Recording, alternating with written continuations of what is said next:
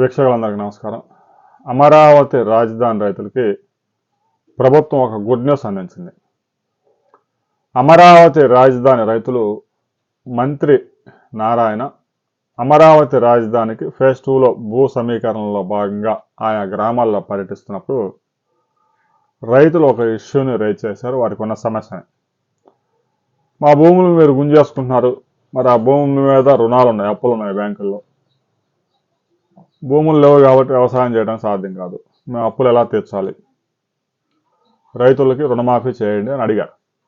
వెంటనే మంత్రి నారాయణ ముఖ్యమంత్రి గారితో అక్కడి నుంచి మాట్లాడారు. ప్రతి రైతుకు 1,50,000 వరకు రుణమాఫీని పూర్తిగా చేసేయండి, ఆ పైన ఏదైతే ఉంటుందో వారికి వచ్చే కౌలు ద్వారా వాళ్ళు పే చేసుకుంటారు. 1.5 కాలంలోనే రైతులు ఇచ్చిన ఫ్లాట్స్కి 2 లైన్ల రోడ్లు, కరెంటు సదుపాయం కల్పించండి. రైతులకు ఇవ్వాల్సిన రిటర్నబుల్ ఫ్లాట్స్ 6 నెలల కాలం తిరిగేలోపు వాళ్ళ ఫ్లాట్స్ వాళ్ళకి ఇవ్వటం, సరిహద్దు రాళ్ళు వేయడం, పెగ్ మార్కింగ్ చేయటం, రోడ్లు డెవలప్ చేయటం చకచకా చేయండి. ఏదైతే 29 గ్రామాల్లో అమరావతి రాజధానికి సంబంధించి ఎలాంటి ఇబ్బందులు అయితే ఫేస్ చేశారో రైతులు, అలాంటి ఇబ్బందులు ఇక రావడానికి వీల్లేదు. ఇక్కడ తీసుకున్న ఎక్స్పీరియన్స్తో కొత్తగా భూములు ఇచ్చే రైతులకి 6 నెలల్లో మొత్తం సెటిల్మెంట్ చేసేసి వాళ్ళ ఫ్లాట్ వాళ్ళకి అప్పచెప్పి రాబోయే 1.5 కాలంలో డెవలప్ చేసి మరీ ఇవ్వాలని చెప్పేసి ఆదేశాలు జారీ చేశారు. అమరావతి రాజధానిలో ఉన్న రైతులు మొత్తానికి 1,50,000 వరకు రుణమాఫీ చేశారు. ఇక మిగిలిన పైన 3 లక్షలు, 4 లక్షలు, 5 లక్షలు ఉంటే మిగతాది వాళ్ళు రైతులు పే చేసుకోవాల్సి ఉంటుంది.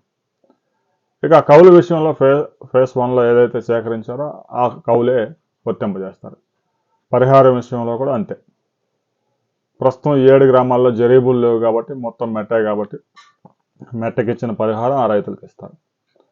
అయితే ఫేజ్ 1లో వచ్చిన ఇబ్బందులు ఫేజ్ 2లో రాకుండా రైతులకి వెంటనే పరిహారం ఇచ్చేలా ముఖ్యమంత్రి ఆదేశాలు జారీ చేశారు.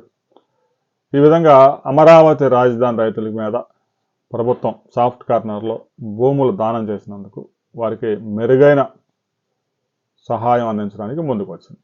దీనికి సంబంధించి రైతులు కొన్ని అభ్యంతరాలు వ్యక్తం చేశారు. వాటిపై మరిన్ని వివరాలతో మరో వీడియోలో మనం కలుసుకుందాం.